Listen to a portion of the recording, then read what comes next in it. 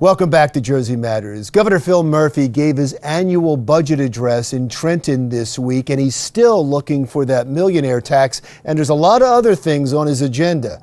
Our State House correspondent, Phil Andrews, has the details. Phil.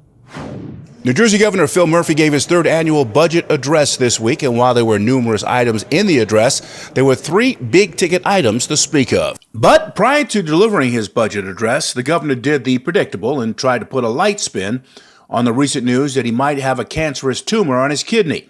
Over the past couple of days, I've had the incredible opportunity to actually live the elusive, cherished dream of every single Irish American in New Jersey, attending my own wake. Now, the one thing that's been a constant in all three of Governor Murphy's budget addresses to date anyway, his desire to create a millionaire's tax that he said would deliver a $500 million windfall to state coffers. His Republican counterparts, however, vehemently disagree. And the biggest issue with the millionaire's tax on the income tax, that is a very volatile measure.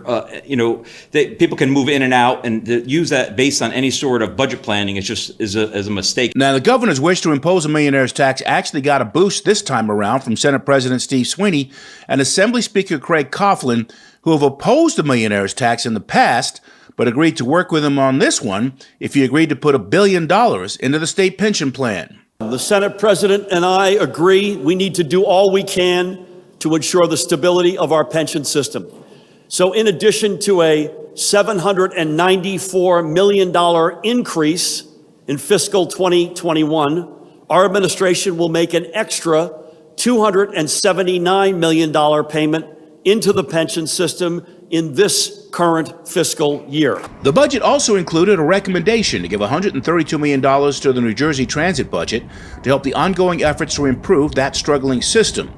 Senate Majority Leader Loretta Weinberg praising the governor, saying that last year's proposed $25 million increase in operating funding for New Jersey Transit was woefully inadequate. So that's why we are pleased that the governor provided a $132 million increase in his budget this year that the legislature will surely support. And in one of the surprise budget address announcements, Murphy said he wants to give $50 million to school districts to help offset those hit hard by state aid cuts.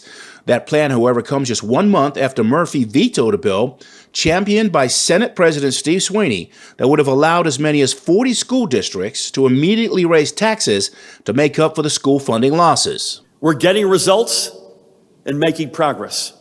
We've relied upon reasonable revenue estimates, and early indications are that we may, like last year, exceed them. And I don't intend to stop our streak in fiscal 2021. This is the kind of budget that got us in the mess to begin with. I'm going to say that one more time. This is the kind of budget that got us in the mess to begin with. Lots of spending, lots of new taxes.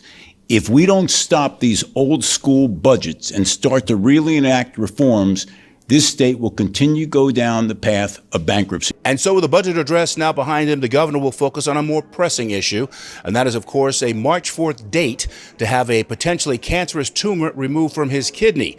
Now, he's expected to be out anywhere from a week to 10 days, but during his absence, Lieutenant Governor Sheila Oliver will take over in his stead.